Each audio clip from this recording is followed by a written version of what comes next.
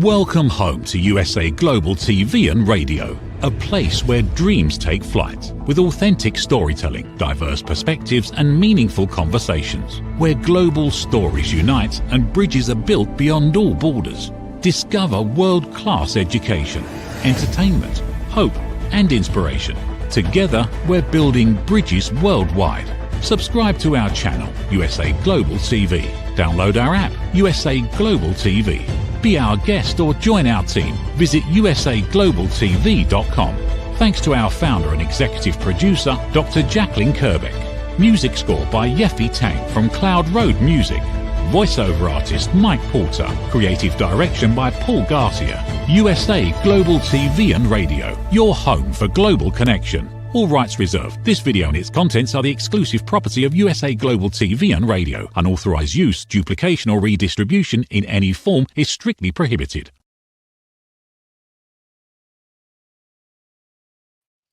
Good morning, good afternoon, good evening, and welcome home to USA Global TV and Radio, where we proudly provide world-class education, entertainment, hope, and inspiration.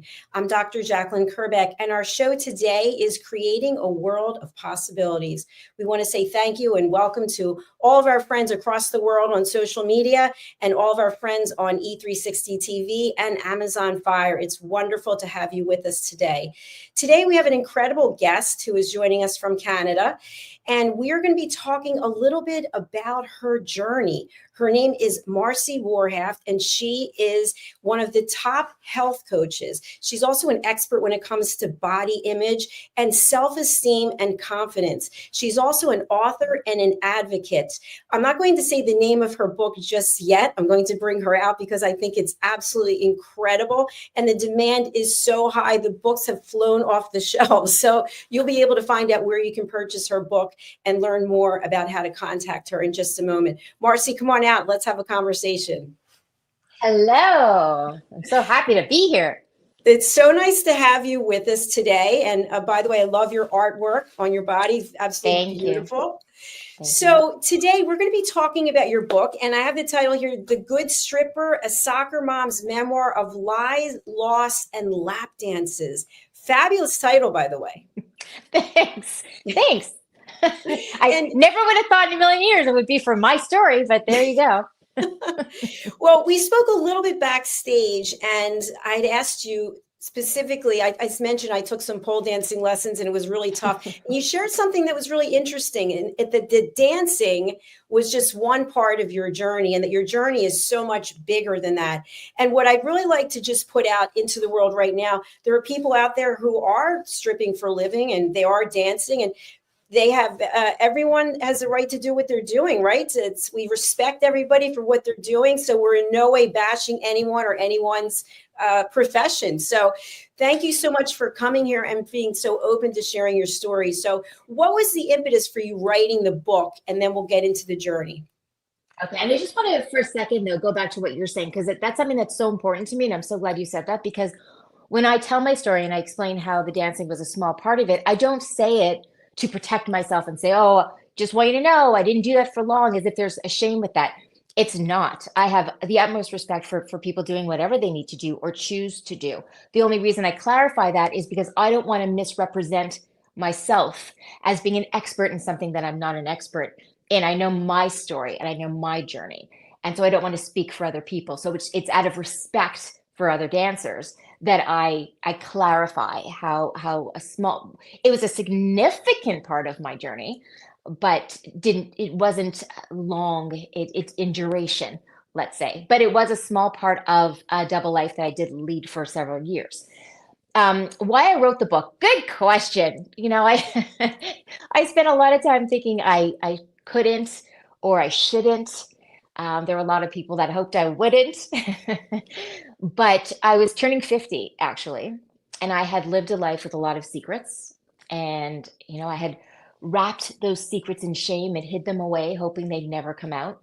And that's a terrible way to live, because I judged myself so harshly on things that I'd done in the past. And, you know, I dedicate the book to anyone who may be struggling to forgive themselves for mistakes they made when they were just doing their best to survive. And I got to a point where I thought, there's more years behind me than ahead of me. And do I want to spend the rest of my life trying to hide parts of me and feeling ashamed of certain parts of me when I meet new people? I always would think like, do I have to tell them everything? When do I tell them? And what are they going to think? And what if my kids find out? And what if other people find? And to live in fear like that is a terrible way to live. And I felt like I was also not giving people the opportunity to learn all about me and to know me because I was hiding so much of it. And I just, again, I think I was turning 50 and was like, that's it. I'm not hiding anymore. Whatever happens, happens. And I had started to forgive myself and look at things in my past differently. And I was just ready.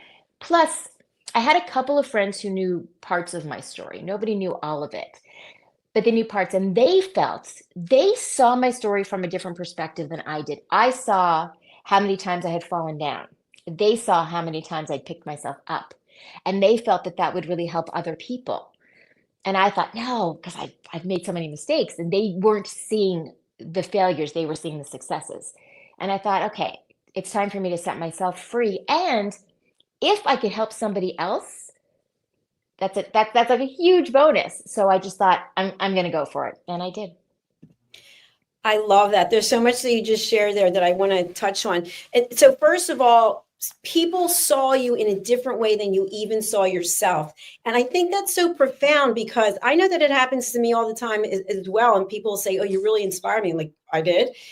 So people look at us in a different way and we don't see ourselves that way. Do you think that that has to do with wisdom and getting older in life? Or do you think it's unrelated? I think it can be. I think for a lot of us, when we've been through a lot and we've accumulated a lot of experiences, we're able to look back and see how far we've come. So I think age does play a part in that. And again, experiences. People always say, oh, you're not supposed to look back. You're only supposed to look forward. And I'm like, you're not supposed to live in the past. But I think it's important sometimes to look back and see how far you've come, because we do get nearsighted and we don't see, like sometimes we'll still see how much further we have to go. And we look back and go, wait a minute, I've come so far. So I think it's important, but I think it's still a struggle for a lot of people. I think a lot of people still hold on to past regrets. And so I think for some of us, there's some kind of switch that happens when we realize, no, I'm not worrying about that anymore. And I'm going to just move forward with a confidence and a strength that I deserve.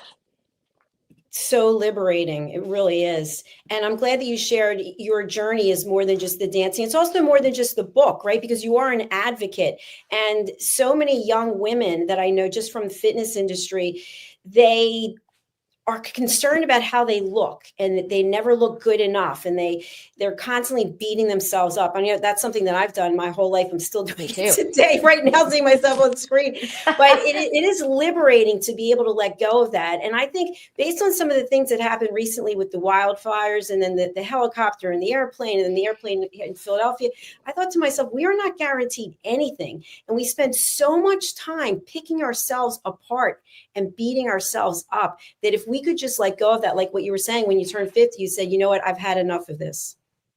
Oh, absolutely. And it's funny because nothing I've ever done, except for the fact that I've gone back to teaching fitness classes and being a personal trainer. And I had left that for years because I didn't like how the fitness industry had become about aesthetics versus mechanics of the body. People always confuse physical appearance with physical fitness, and physical appearance is how my body looks to you. Physical fitness is how it feels to me. And there was a big miscommunication there for a while. And I left and became a body image advocate and have come back to it. But I mean, it's funny because anything I've done, I didn't plan on becoming a body image advocate. I happen to suffer from serious body image issues and eating disorder issues for most of my life, and came out of it and felt that there was a need for change. And so I started speaking out, especially started with my kids' school. I didn't like the message they were getting about health. And I just became very outspoken about it when no one else was. This was before social media. And any of this, my resiliency coaching that I do, also that came out of trauma and, and what I learned. So I didn't plan any of it, but my body image issues started when I was a teenager. And we're talking the 80s, but it goes back decades and decades and decades before that. This is an issue that's been around forever. In some ways, it's gotten better. In some ways, it's gotten worse. It's going to be around. And what you said is so true. And it's so amazing to me. there could be huge things happening in the world. There could be huge things happening in our own personal worlds. And for some reason, we seem to still put how we look above anything else. And it's something that it's been ingrained in us from the time that we were little. So it's a tough thing. It's a really tough thing to get over, but it's something that we have to work on. Absolutely. Great point. I want to go over and take a look at your book and then dive into that. And also, we have a show called The Corner Bookstore, so I'd love to have you come back on that one as well. For sure. With Red O'Loughlin. One thing I noticed when I was living in Florida, I moved in November. It's very warm there, and I would see plus size women maybe size 12, 14, on and on, wearing midriff tops and short shorts. And I thought, you know what, God bless them. Like, I wish I had that confidence to dress like that. I absolutely loved it. So cheers and kudos to everybody out there who is embracing themselves and just saying, this is what I've got, and here it is, world. So I want to go over and take a look at your book now. And here we go. So it's available on Amazon. The Good Stripper, a soccer mom's memoir of lies, loss, and lap dances. Tell us a little bit about the cover. I love this. What's so funny is that originally there was another cover, and it was kind of very artistic. It was like a drawing, and it was a drawing of me as a soccer mom and then me as a dancer, and it was very pretty, but it didn't set the right tone. And actually one of the bookstores was like, we don't like it. And we didn't have very much time to change it before it was coming out. But this one is just, it really sets the tone, because I was a mom who was living this double life. And it does have the feel of what I was going through. Thank you so much. I really do enjoy the cover. And especially with the colors too. The color purple to me is always a kind of regal, so maybe it's the message is one way, but then it could also be taken another way. Exactly. So a question that I have for you about this specific part of your journey is, you are living a double life, in your own words. Was there anything exciting about it? Was there anything that was kind of like wow, I'm sexy, I'm empowered? Yes. Yes and no. I mean, it was tough. I was married. I had 2 little kids. They knew, no, my kids didn't know. My ex-husband knew.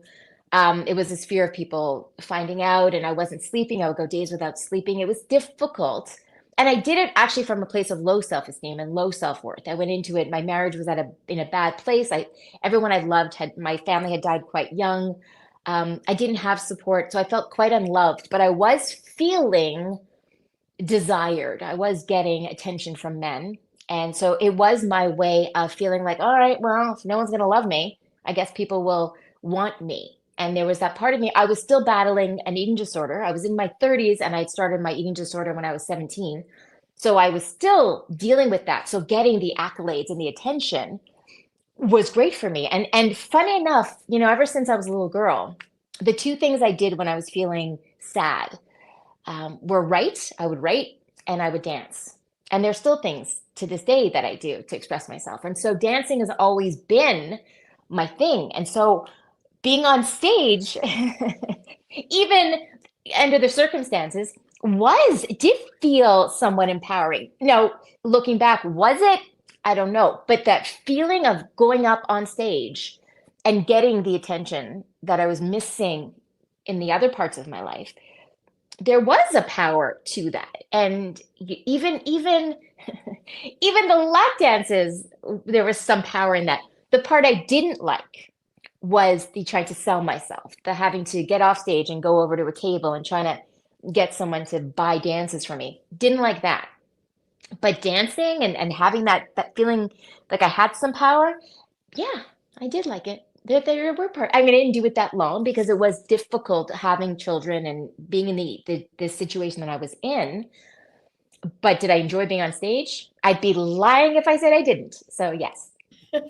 Thank you so much for your honesty on that. I appreciate it. So one more question, just specifically about this particular part of your life. Did you feel that you were paid adequately? Well, that was up to me. I think Funny enough, as the words are coming out of my mouth, I'm like, what am I going to say? But I feel like if I were doing it now, I would make more money. Not the physical part, but I'm more confident in playing the game. I think I just kind of found myself in that situation. I wasn't really prepared, yeah, I definitely made more money doing that than I could have at a part-time job doing something else while my kids were in school, kind of thing. And I think that's anyone who would shame somebody for working in the sex industry. It's ridiculous because there's supply and demand. First of all, there's a reason why they're still kicking around, and we don't shame anyone else for doing anything else that makes them money. So, this is something that makes women money. So do it. It's for sure. So yeah, I definitely made more money than I would have doing anything else, probably. Yeah, fascinating. And part of the reason I asked that is I've interviewed 5,600 people, I think many of whom are women, and we don't know our value. We undersell ourselves all the time. And so it doesn't matter what industry you're in, it's still about, am I getting paid for my value? So I think that has a lot to do with self-esteem also, and maybe body image. Do you think there's a correlation between getting paid what we're worth and how we view ourselves? 100%. I think, I started when I was saying I left the fitness industry. I ended up starting a program called Fit versus Fiction. Again, something I didn't plan. And I would go to schools and I would talk with kids and then parents and teachers about the difference between being fit and just looking fit. And we talked about marketing and media manipulation and all of that.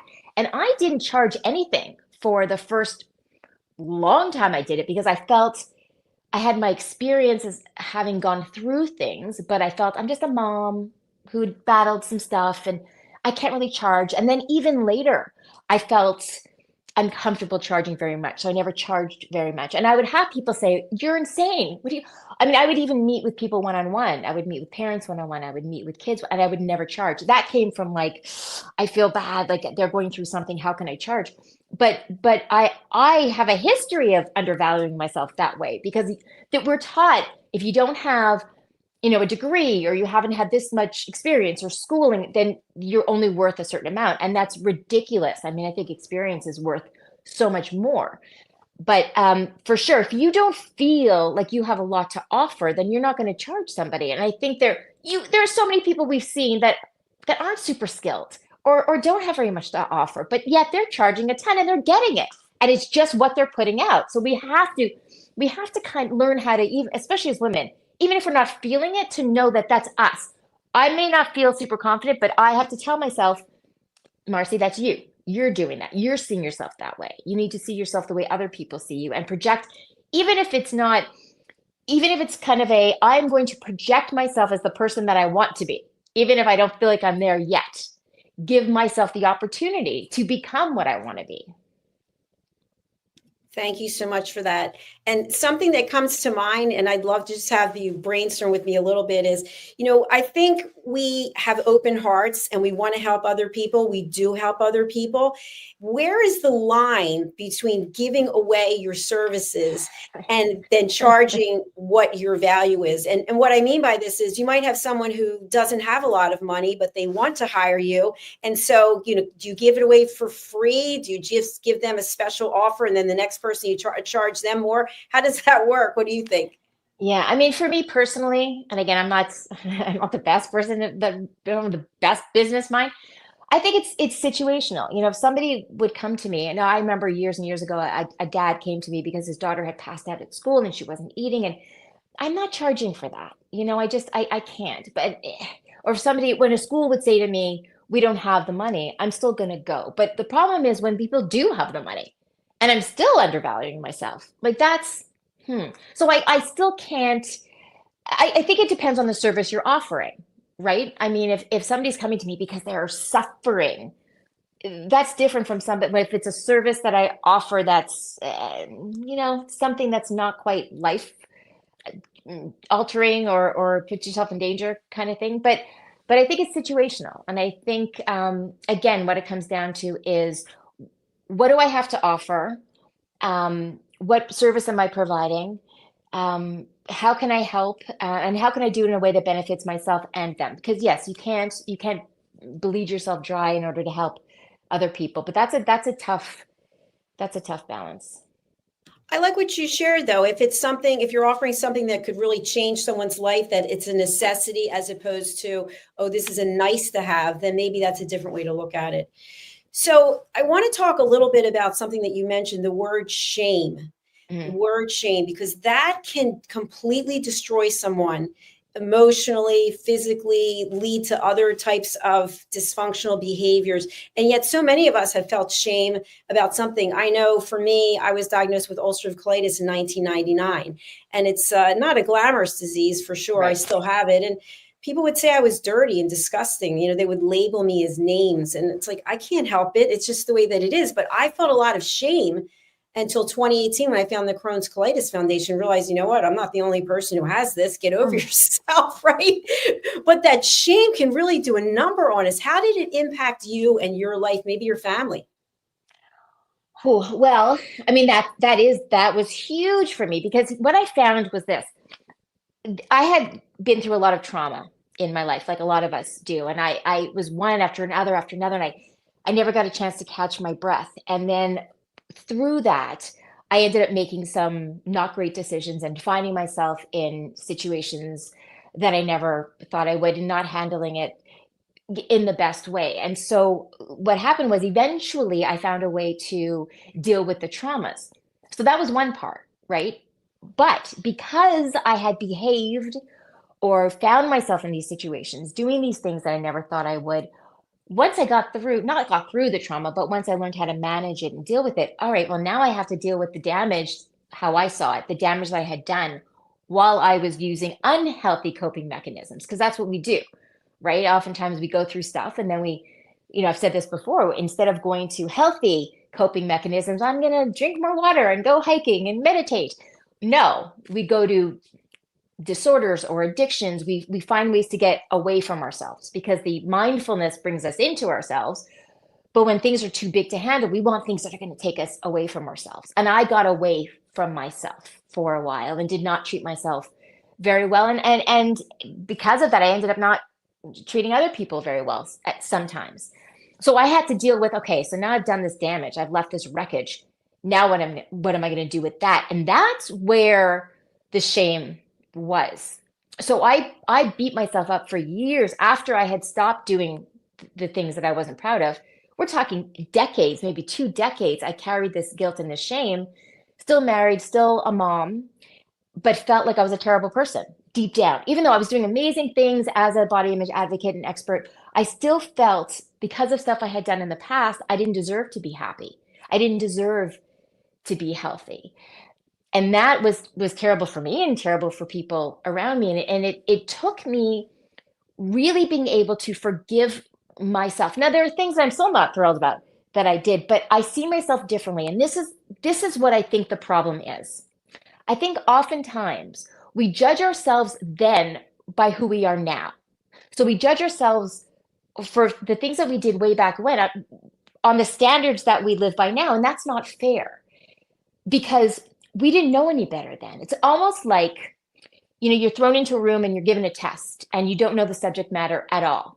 And you're supposed to write this test and you do poorly on it. 10 years later, you've had time to research it and study it and experience it. And then you write the test again and you ace it. Well, it's not the same, right? So I used to hate the person that I used to be. And now I don't.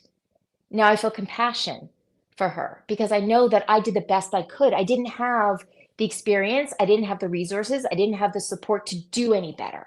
Now I would do better. Now I would live my life completely differently. Given the same situations, I would not act the same way. But I only know that now because of the mistakes I made then. But that's what it comes down to. I think we look back and we feel the shame because we're judging ourselves now. We're not the same people. So we need to forgive ourselves for those mistakes and know that we would do differently now.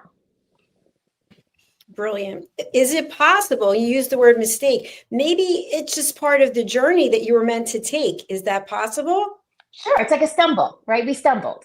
That was it. We stumbled in the wrong way, and now we got to pick ourselves up and move forward. But how are we supposed to do that? It'd be great if we didn't stumble along the way. It would be great, but life doesn't do that. Life, that's the thing. I mean, I say when I was a teenager, life started sucker punching me, and you're gonna wobble, you're gonna, and you're gonna fall down. I've fallen down so many times, and sometimes I got it quickly, and sometimes I didn't. But that's part of it. And some of us are hit harder than others, and some of us are hit more often. And we can't judge ourselves. We really shouldn't judge other people for the journeys that they took. Just be grateful it wasn't yours, But that's the thing too. We have a big changing point for me also was that I stopped worrying about people judging me for what I had done. I say all the time, the hard part of my story was going through it. I survived that. So now if somebody wants to judge me on how I survived, that's on them. I'm not owning that. I'm not taking that. That's ridiculous. The hard part was going through it, and I did, and I survived it, and I came out stronger. So I used to do that, where I used to, like I said earlier, I used to judge myself on how I survived, whereas now I'm proud of the fact that I survived. And survival isn't always going to be pretty. It'll be messy sometimes, and that's okay, as long as we get to the other side. Absolutely. And the messiness is where the growth takes place a lot of times, right? Absolutely. So you and I are both on social media. I mean, this whole business is social media plus all the other platforms. And I'm seeing a lot of anger out there. I'm seeing, especially right now. And I asked you before the show even started, do you hate us there in Canada? How are you feeling? But so we basically will be judged by a certain number of followers or people who are interacting with us. How do you feel about that and the fact that you are an advocate and on social media, knowing that people could be bashing you or celebrating you? Oh, they do. I mean, I get bashed often. I get amazing messages from people saying wonderful things, and then I get terrible messages. And sometimes I will clap back by making a fun video about it and kind of making light of it, because the thing with social media is the good thing is it gives everyone a platform to speak their mind, and the bad thing is it gives everyone a platform to speak their mind. And not everybody should. But also a lot of the negativity comes from a place of ignorance and arrogance. I've learned that a lot of people don't even mean what they say. I think it's up to us. I can't control what someone else thinks of me. I can't control what they say, but I can control how I take it in. And I won't take it in. I won't. I mean, there's certain people's opinions about me that I care about. But even if it's somebody I really care about and I care about their opinion, I'm still not going to let somebody else tell me how to live my life or judge my life. I have to live my life in a way that makes sense to me. And as long as I'm not hurting anybody else intentionally, then that's okay with me. But it takes a lot to be able to kind of let other people's opinions go. But we are open to people's comments from around the world. They don't know us. Nobody wakes up in the morning going, what should I wear? What will Marci approve of? What should I do today? So why would I give someone else that power over me? And we do, but I don't, and that's the thing. It's, what do I care what someone else? If you are confident in how you are living and what you're saying and what you're thinking, that's all that matters. Really, truly is what matters. Definitely. And I know that you're an advocate for helping other people, and I am too. So I just want to share something and have a little chat about it. I remember years ago, I think it was 60 Minutes or Dateline, one of those primetime shows. And I think it was Diane Sawyer. And she followed around with women who were prostitutes. So women who were, in the worst neighborhoods in the country, to women who had master's degrees and were at the Four Seasons. And what was really common, the common theme and thread between all of it was that they hated themselves every day for doing what they were doing. And I'm sure there are women out there who are not hating themselves, maybe at that Rabbit Ranch or wherever it was that I forget what it's called. But my point is this: to do something that you don't feel good about doing, regardless of what it is probably going to come up later with physical issues or emotional issues. But if you really like doing what you're doing, then to your point, no one can judge you for being who you are. but yet we do it every single day. Oh, he's a waiter. Oh, she's a this and there. No, stop doing it. And just a quick digression. I remember I was working in cosmetics at Bloomingdale's while I was getting my doctorate and working my full-time career because I really loved doing makeovers. And this woman came in and she said I was a stupid counter girl. And I thought to myself, stupid, I have a master's and getting a doctorate, but I thought that's about her. So that's why I'm bringing it up. It's about the other person. Can you talk a little bit about that projection that we do? But that's it. And I think a lot of it comes from fear, you know, and I also think some of it's jealousy, because I think what happens is if somebody sees you living your life in a way that makes you happy, that's different than what they've been told is the right way to do it. It's upsetting to them because they're like, wait a minute, they're not doing what they're supposed to do and they're happy. That's upsetting because what if they're doing exactly what they're supposed to do and they're not happy, right? They like to believe that this is the only way, but here somebody's doing it differently and they're happy. Maybe I'm not, maybe I did have options.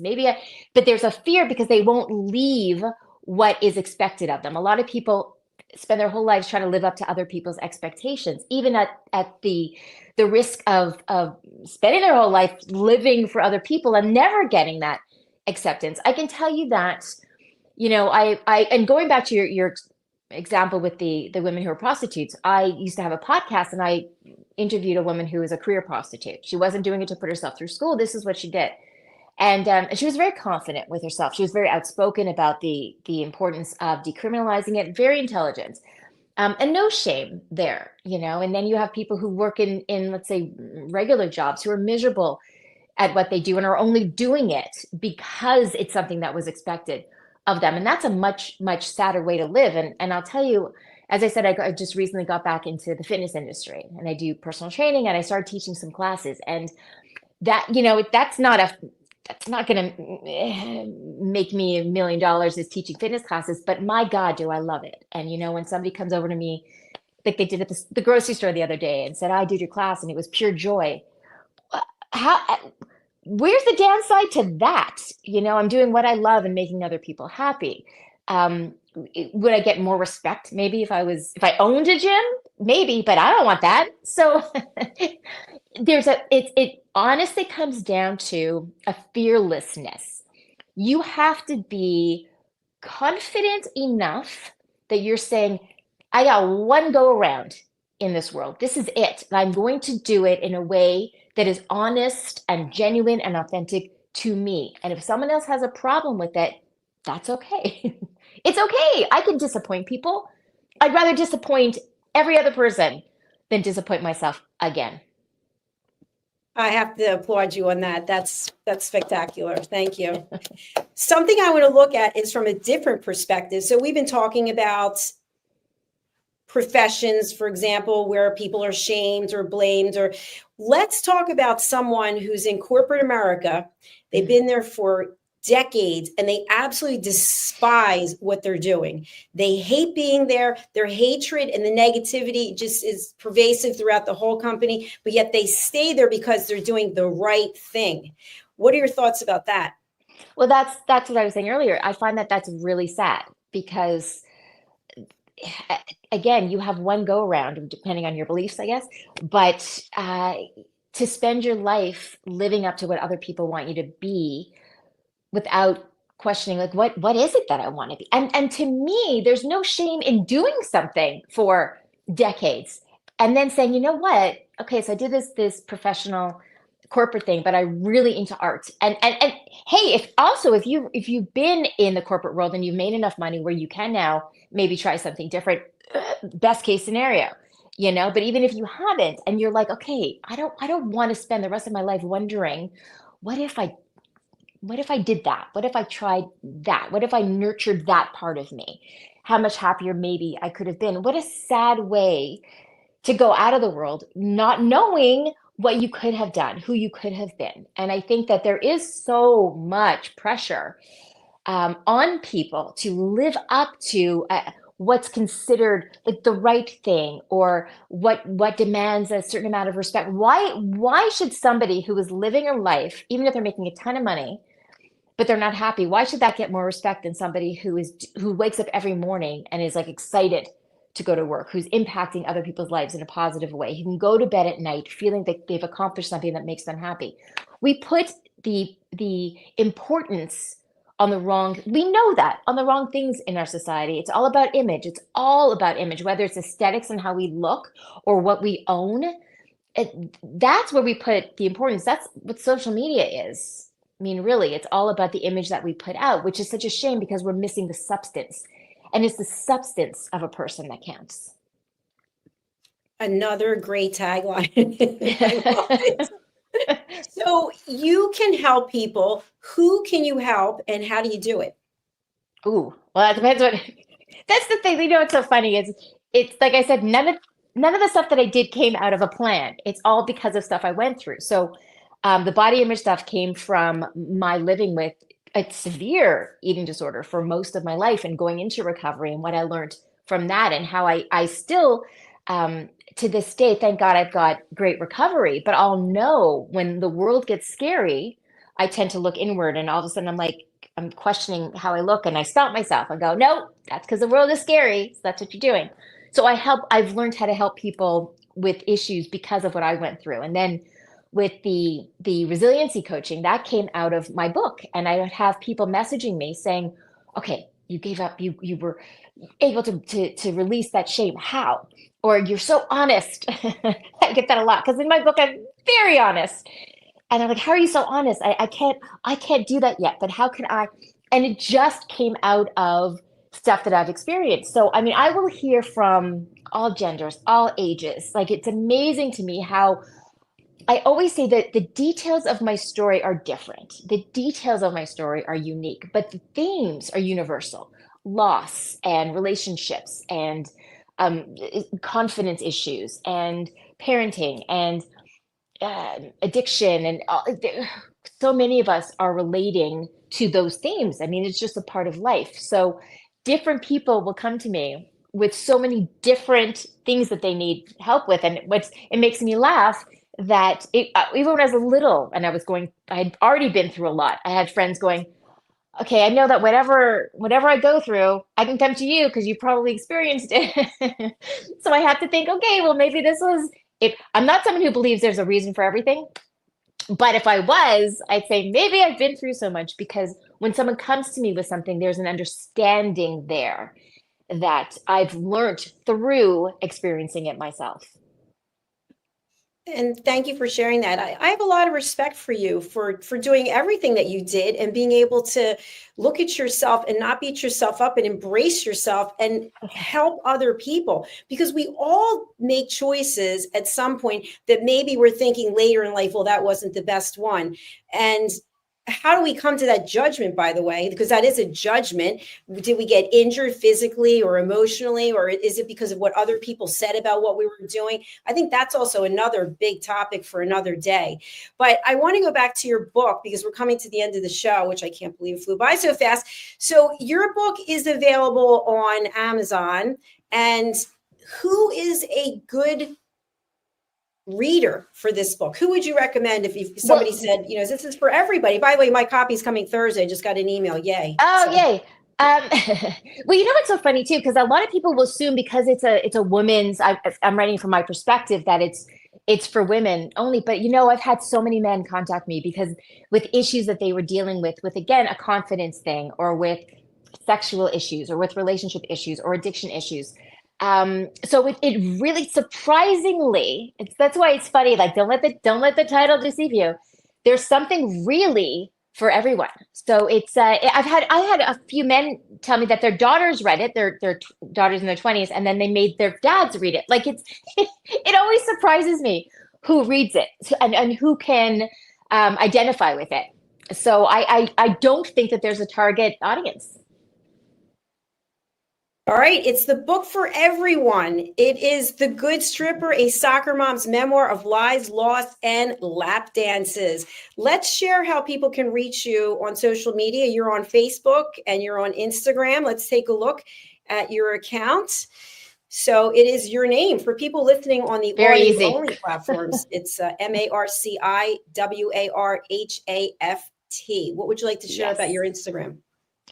Oh, there's going to find a little bit of everything, but I am very easy to connect with through social media. That is the way that people contact me the most. And you'll see if you visit me on on socials, you'll see that I am as ridiculous in real life as I am on social media, and it's a little bit of everything. And I am, by sharing my story in the way that I did, that was so open, so open. It's giving me the freedom to be exactly who I want to be on any day that I'm feeling whatever I'm feeling. So it's you'll learn a lot about me. I always say, especially if you read my book, I'm always like, well, you're gonna learn a lot about me. And it's the same with social media.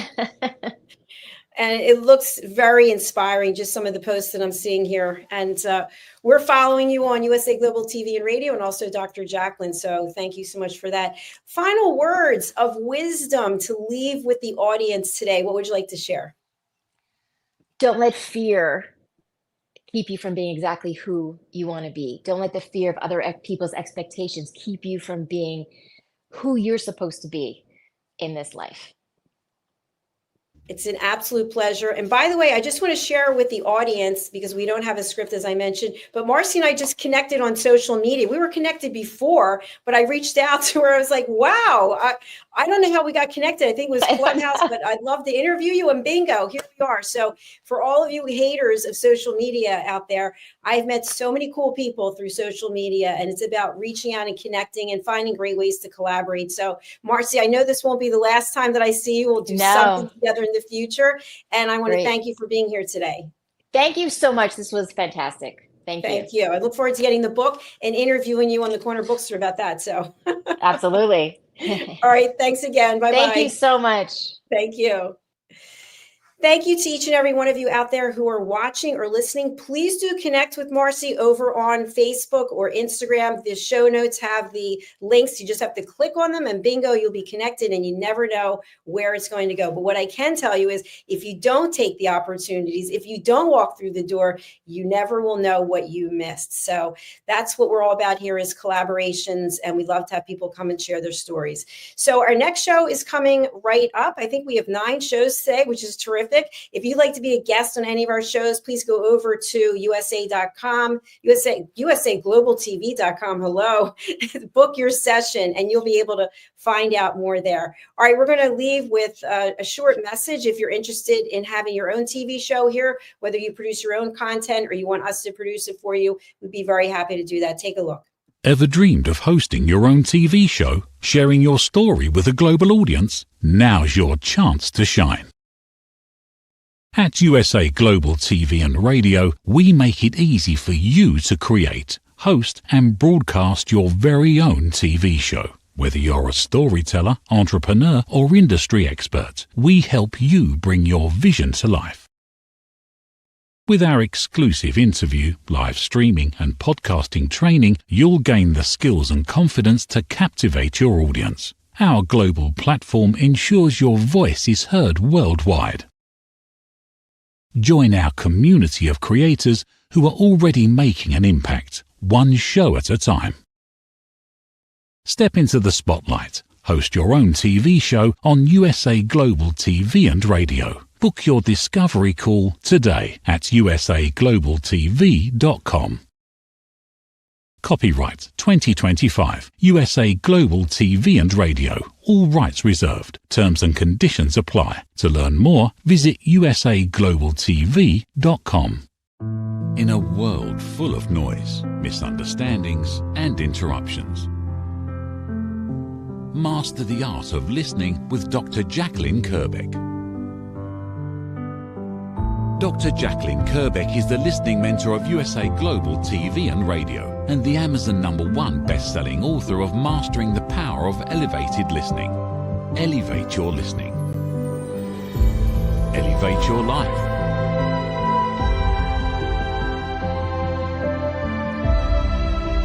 Join a global learning experience in person or via Zoom. Reserve your spot today. usaglobaltv.com/book-your-session or drjacalyn.thinkific.com. Join Dr. KERBECK's listening courses or hire her to unlock deeper connections and authentic conversations.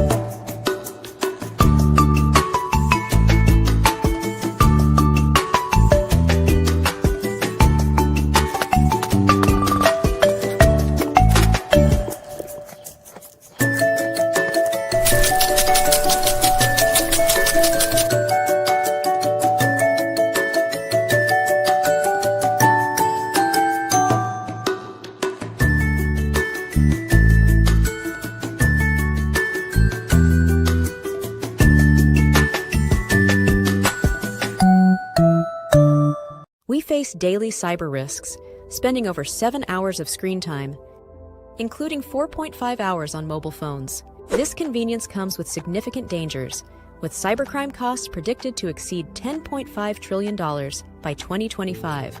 In 2023 alone, seniors lost over $3.4 billion to cybercrime. Our goal is to make social engineering concepts of cybersecurity easier to understand. We work with business teams, senior living facilities, investment companies, and educational institutions, both individually and in groups. We offer real-life examples to help you recognize and prevent attacks, with sessions available both in person, in selected regions, and remotely. Schedule your training session, or to learn more, contact us today. Call us at 847-845-9360. Email us at info@cybersecurityeasy.com. Protect your team and family with cybersecurityeasy.com. Thank you, viewers and listeners of USA Global TV and Radio, for joining us today. We're honored to have your time and attention as part of our global community. At USA Global TV and Radio, we believe in the power of authentic conversations, meaningful connections, and creating a world of possibilities together. Want to be part of something bigger? Join our team of elevated listeners at usaglobaltv.com, a space where your voice matters and your ability to listen transforms relationships. Stay connected with us across all our platforms for thought-provoking discussions, expert insights, and empowering stories. Subscribe to our channels at youtube.com/c/USA Global TV. Follow us on social media and explore the endless opportunities we're creating for growth, learning, and inspiration. Together, we're not just broadcasting, we're building bridges and changing lives one conversation at a time. For inquiries, contact us at info@usaglobaltv.com. Music by Johnny Dies. Produced by Executive Producer and Director Dr. JACALYN KERBECK. Voiceover by Mike Porter. Creative Direction by Paul Garcia. All rights reserved. Copyright 2025. Visit usaglobaltv.com to view our full terms and conditions.